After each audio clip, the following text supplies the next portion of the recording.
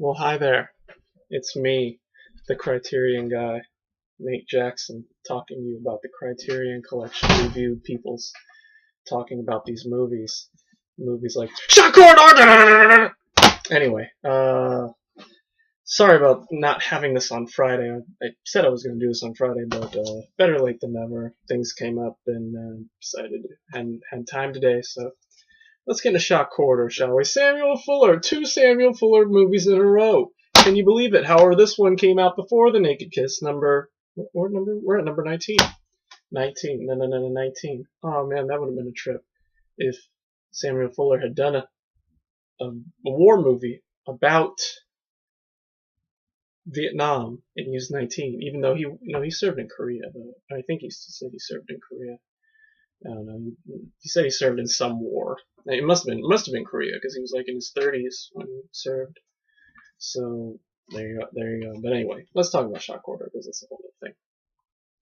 This movie's a trip. It's definitely a lot darker than The Naked Kiss. I mean, The Naked Kiss is dark enough as it is with its story, but I feel like it hits you a lot harder. It's funny because it's just set in pretty much one place, a mental hospital. But let's get through the main plot. So it's basically about this guy. I guess this is supposed to be the guy, not the girl in the middle. This is supposed to be John Barrett, I think is his name. John Barrett. He's a reporter who gets himself committed in order to go undercover as a mental patient in order to solve a murder, to get the name of a murderer. This guy was murdered in a mental hospital. And so in order to do so, he plays along the idea that his girlfriend, who's a burlesque stripper person, is actually his sister, and he tried to molest her, had incestual relations with her. Incestual is even a word. And on that basis, he's committed and all that. He has a fetish, I guess, against hair, for hair or something. And so I guess it's, she doesn't want to do it at first, but then she finally goes along with it and says, gets him committed, helps him get committed and all that. And so he gets in, and he has three suspects that he interviews and talks to. One of them is this guy, Stewart, I think, who is this guy who was raised up to be a bigot, but then when he goes to the Korean War, he is captured and brainwashed into being a communist. And it's like, it ends up with him believing that he is this general in the Civil War, I think. So all he does is like make imaginary plans on this little map of Gettysburg or something. And it's a trip, and each person he interviews gets him closer and closer. But the closer he gets, the more that the people around him affect his mentality, his sanity. The second person he interviews, whose name I don't remember, is a black man who was the first, I think the first Negro. They used the term Negro, so I guess I'll use it. To go to an all-white like college. However, I think he goes insane, or like he's kicked out, and he goes insane and believes that he is the leader of the Ku Klux Klan, and he is the Grand Wizard, the creator of the Ku Klux Klan, and he is a huge racist and chases all the black men in the place and beats them up and all that, and it's really very.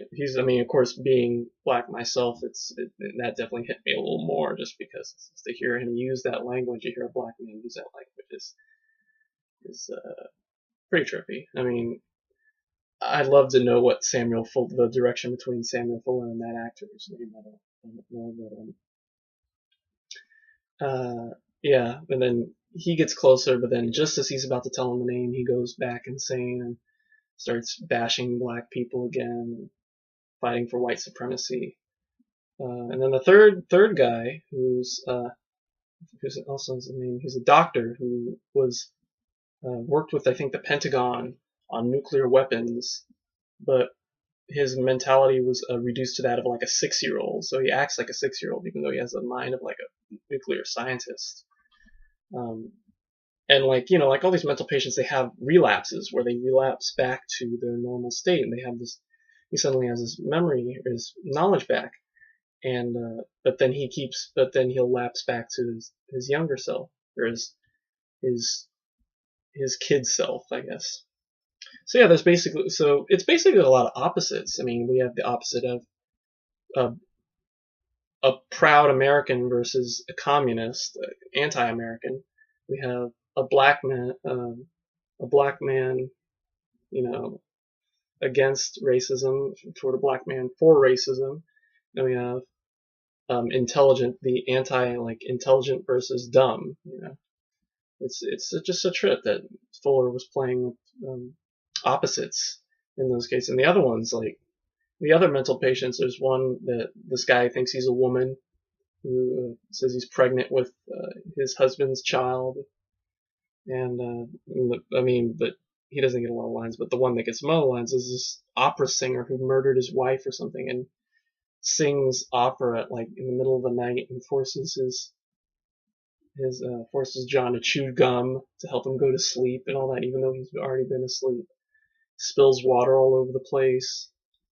But yeah, the whole idea is that the longer John is in there, the the more insane he gets. I mean, he's attacked by all these nymphomaniacs in this one famous scene, and another scene he eventually is like sent to shock treatment, and he eventually like starts to lose his sense of like speech. He's was it catatonic, I think, where he can hear, we hear his thoughts all the time, and like he wants to talk but he can't.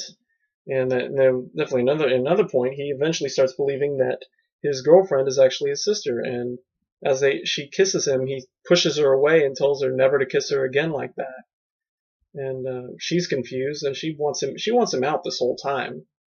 And it's just a real trip that, like, you know, toward the end, there's a very famous scene where he goes insane there. He starts to think that it's raining, and then he sees that the entire ward is flooded, and he runs and he can't get out, and he's eventually hit by lightning, and that's like the end of his shock, and he wakes back up, and then he eventually, at one point he eventually gets the name out of the third one, but he goes insane and beats him up afterwards because the portrait that he was painting of him wasn't him. It wasn't him. It wasn't his likeness, even though he knows that it's not going to look like him. But he's so, in this little fragile mental state that he ends up believing that, he ends up getting so upset that the portrait does not look exactly like him. Whereas any, capable human being would just brush it off and play along with him, but he takes him seriously. And so eventually it gets to the point where he finds the guy. He remembers the name, he finds the guy, and he forces a confession out of him by threatening to pull his ears off. And and he confesses, but at this point his mental state is so frayed that he's forced to stay there for the rest of his life. And his girlfriend, he can't even talk to his girlfriend, and he just leaves his hand up like this. Oh wow, that's kind of close. Basically his hand, he's like just a statue now. He's get a catatonic state of mind, and that's how the movie ends. It pretty much ends with him. He got what he wanted. He got the name, and I guess I'm assuming, I don't know if the guy Wilkes, I think his name is Wilkes. He was one of the ward officers who murdered somebody, and I don't know if they got arrested, but at the same time, he can't leave. So yeah, that's about it. I think with this one, Fuller definitely took advantage of like dialogue. It was really this was a story. This was a story. I mean, with Naked Kiss was a story too, but a lot of it was hit the with the direction. So it was like such as the way he let the audience know that Kelly's to-be husband was actually a pedophile. You know, the way that that had to be shot, like with the girl rising up, I'm assuming she was on her knees or something, and rising up and running out of the room without, without using any kind of language or anything, any dialogue. You know, but with this, there's lines. You get everything from dialogue. There are some scenes that are dialogue that are director driven, such as of course the rainfall scene, as well as the infamous stripper scene at the beginning where Constance Towers, who plays the girlfriend, who's actually of course also played Kelly in The Naked Kiss, does this whole scene, like the camera backs up and does this whole scene from, like, I guess it's supposed to be the viewer's point of view. Like if you were sitting in the audience, you would see her from this far away. And then it doesn't zoom in until the very end of the number. And it's an interesting choice. And also, the movie is shot in black and white. However, when the first two suspects remember things of the past, the screens are shot in color. The scenes, they're colored scenes that are shown. And also with when John eventually goes insane and falls in the rain ward, there are shots of a waterfall in color too. It's it's very striking and very, like, the contrast is insanely trippy. And I think it really does show you what insanity does to a person. And so I applaud Samuel Fuller for bringing those couple scenes in color.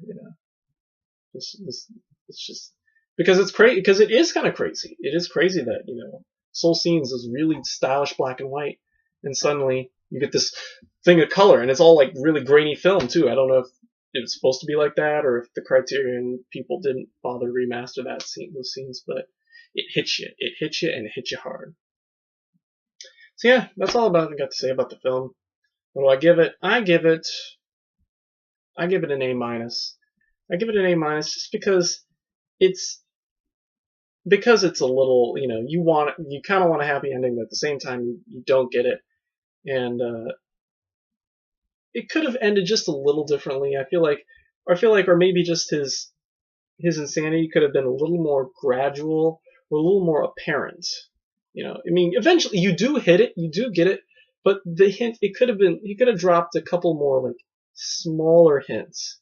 I feel like you don't really get it until about the time he meets the black man, where he finally starts trying to drill the black man. And so I just give it an A minus. Naked Kiss was a little bit stronger, just storyline holds up, and Samuel Fuller's direction is definitely a little more, is a little more enjoyable. Yeah, that's all I got to say about that one. So there you go, Shock Corridor, get it. And maybe that's why they put the Naked Kiss, not Naked Gun. Naked Gun would be a whole other thing, but anyway. Maybe that's why they put that one before this one. I don't know. Interviews, bonus features. There's a hour-long documentary about made by some guy, I forget his name, Adam Simon. Then in 1996, the same year or a year before Samuel Fuller died, called "The Typewriter, the Rifle, and the Movie Camera." It's about it's an interview, one of Samuel Fuller's final interviews. It has interviews with Martin Scorsese, Quentin Tarantino, and they talk about all his films and of course Samuel Fuller himself. And it's very intriguing, very great to see. You remember so much about his films. I think he was 85 when he passed away. So there you go. It's very cool. And then there's Constance Towers. The same interview from The Naked Kiss, however, it's just bits where she talks about Shock Corridor. You could tell that the interview was shot all in one loop, but they just edited together just the bits about Shock Corridor and not Naked Kiss. And I feel like there's a little more about Samuel Fuller, her time with Samuel Fuller, like personal anecdotes and all that in this one. So there you go. And of course the theatrical trailer, very interesting. And that's all I got for this one. So thanks for watching. A- again, like I said. Next number 20 is Sid and Nancy. I don't have the Criterion edition, but I do have just the movie. I didn't bother to look. Of course, I didn't bother to look if there were any bonus features, but as it's only 20, it probably I'm probably not counting for much. It'll either be tomorrow or Tuesday. Not quite sure right now, but yeah, it'll be either tomorrow or Tuesday. So check back one of those days, and we'll have some rock and roll for you. For those of you who know who Sid and Nancy is, if not, I'll explain to you in either a day or 2 days. All right then, that's it from me. Thanks again for watching. We'll see you next time for Sid and Nancy. And until then, goodbye.